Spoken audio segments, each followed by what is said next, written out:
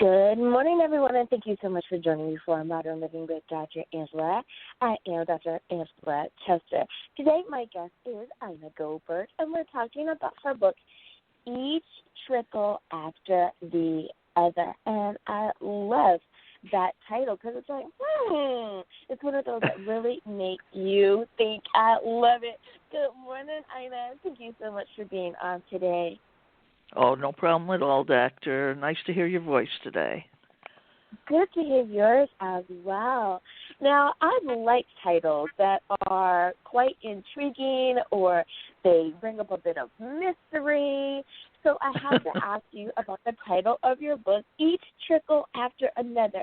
How did you come up with that title? That's an interesting question, and I'll tell you, I only know how to tell the truth. You know, I always say that I have a bad habit of telling the truth. I was on the bus one day many years ago, and it was raining, and a trickle came down the windshield. And I said, look at that. And then it takes its own path. It doesn't go straight down, and which made me write, it's on page 3 of my book, We Each Do the Easiest Thing, Even the Water in the Wind. It's one of my favorite poems that I wrote. They're not all favorites of what I've written, but it's about being independent, and especially when I say at the end that with no matter for what has gone before, and that is the trickle, not to ignore. We can never ignore those who are different, unique, and I haven't. And that's what I still believe and still live that way. Who's ever a little bit off is probably better to listen to. So there you go. That's how I wrote it. I like that answer. You know, and it's really true that it has taken us quite so long to understand and appreciate individuality. Sometimes it is a wonderful thing. Sometimes it can be a little difficult to deal with depending on the situation. But I think more and more we're starting to tell people to go on and be your unique self. There's only one you. So, That's right. Go on and be whomever you are, So I can definitely understand that. Now, perhaps if you're in the military and you're running drills, being your unique self may not be the best idea. Go off to the left. That's a whole other story. Right, but in these difficult times that we have, being proud of who you are, it's and I wrote this book. Many of the poems I wrote many years ago, but the book was published just a few years ago. And this is the kind of book that it's not the kind of book. I love novels, I love true crimes and all that, but this is a book of poetry. It's the kind of thing that you put down and you read it again and you read it again, and certain things make more sense to me now than 30 years ago when I might have written some of them. So anyway. No, I think you've made a really good point there, because the same is true for, at least for me, for any book that I've truly enjoyed. I don't put it in the back as though, read that one on to the next thing, with just the idea of let me read every book in the library. Though that may be my goal, it's a little more serious for me, because if something resonated in some particular way, you are most correct in that give it a year and reread it. Give it 5 years and reread it. Pick it up again after something has happened in your life, a joy or a grief, and see how that book resonates with you then. And you're going to find, a different page or a different sentence. It could be just one word that kind of hits you a little differently. So I have to agree with you on that one. Now, you talk about something called the gift of years. What are you talking about when you say that? My mother gave me that idea many years ago, and of course I didn't think about it, and now I think more about it and the wisdom of it, because many of us have not been given the gift of years, and that's time. an experience. Mm-hmm. It came from something my mother said. She said to me years ago, she said, you can buy a lot of cars, a lot of houses, you can be well known, but if you weren't given gift of years, and that is the joy of life. A lot of us don't think of it that way. I sure didn't until a number of years ago, watershed moments for me. But you have to be joyful for every moment you have, every day, the sun shining. I walk outside now a lot of times and I look at the sky. I say, thank you, God, for this most beautiful day. I don't care if it's raining. I don't care. I'm there.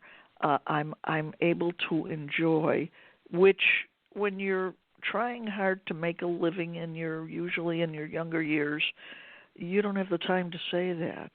And now I have great joy. I feel more confident in a lot of things. I enjoy little things and big things. If the TV's on, I say, thank God the TV works. It's those things that you have to be joyful for, and I am. Yes.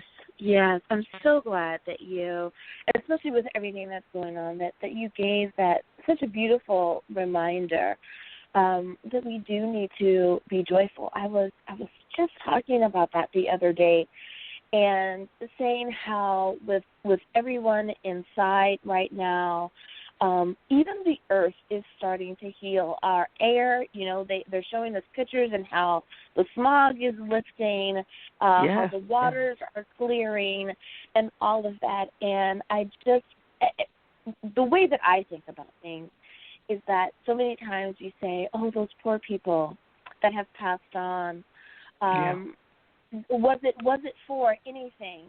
And I try to say, well, perhaps in their small way, they have helped clean the earth of all of the stuff that we have put into it, because they did not get the gift of years, as your mother explained it. And it is so very true, and I think anyone who's ever been through something is nodding their heads. I'm a breast cancer survivor, so yep. When you say, even if it's raining, and you say, oh, what a beautiful day it is today. What a beautiful day compared to what, Yes, it's like, man, I tell people all the time, it could be so much worse. We could be homeless or without food or without, a means of getting to tomorrow, the uncertainty of all of that. So be grateful. That's right. Thank you so much for reminding everyone of that. And if you are stuck in the house right now, be grateful that you're with your kids or with your significant other, and that you even have a home to be quarantined to. I agree with that. I love how we have such wise parents. I'm glad that they were able to live through whatever they lived through, be it that it was good times, tough times, or that they've learned from their mothers, the wisdom that they're able to pass on to us. That is amazing. I love it.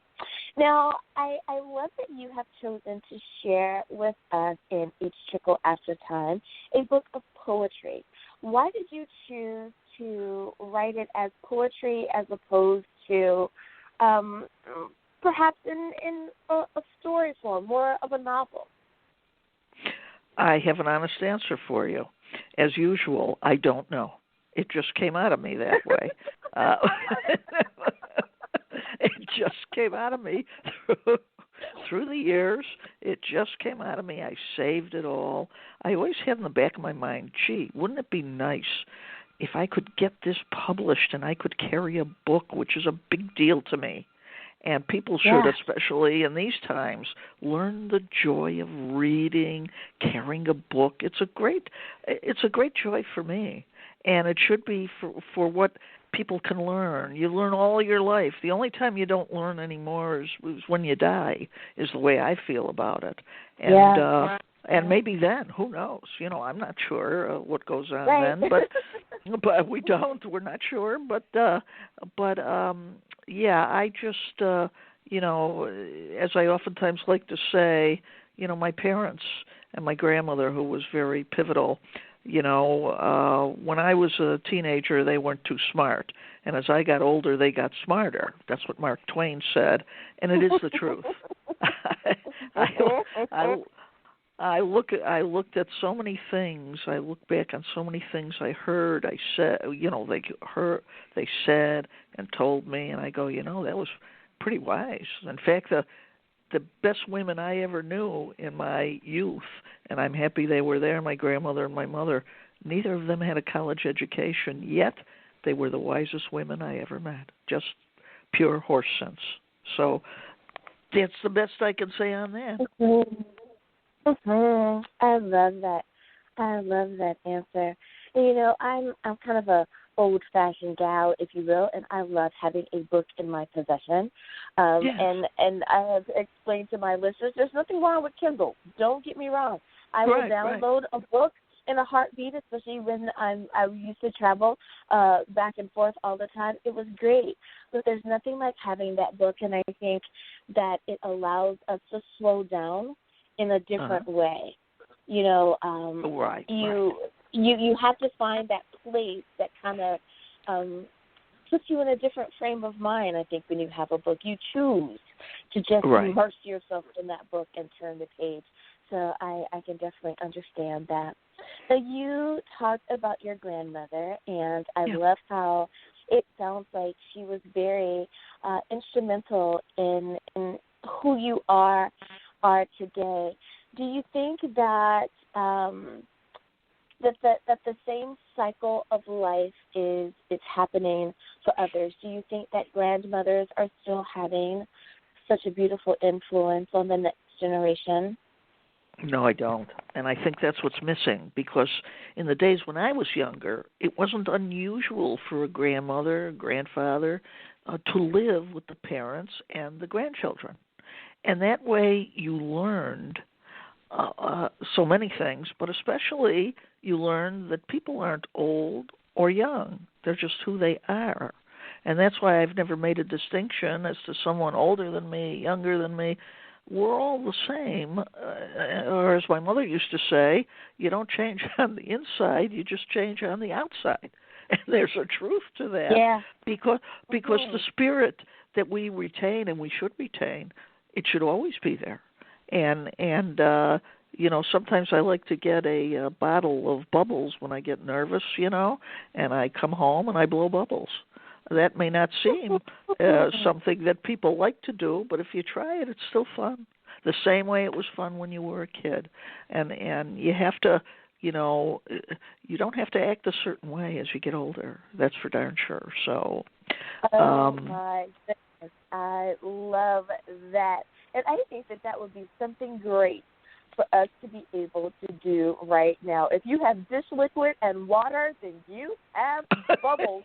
And what a beautiful way to just go outside and blow some bubbles, in your yard, on your balcony, since we're not supposed to really go out, and just see how much joy that will bring. Because I tell you, bubbles is something that does bring joy to our hearts. Well, I know we are out of time, but let me tell you, I have so enjoyed talking to you today. It just kind of brought up a smile on my face, and I think that everyone else has enjoyed talking with you as well. If you could remind everyone, what is the title of your book, and where can we get a copy? The title of my book is Each Trickle After the Other. But if you go to Amazon, they have it, and if you just put in my name, Ina Goldberg, they'll show it to you, and you can order it. And if you need to feel better, and many of us do right now, I think it still does that for me, and I'm happy about that. You could get it through, and you could get it through Amazon. I'm so sorry to cut you off. We are just about out of time. We have about 5 seconds. I just wanted to say thank you to everyone. Have a good day, everyone. Bye-bye. You too. Bye, dear.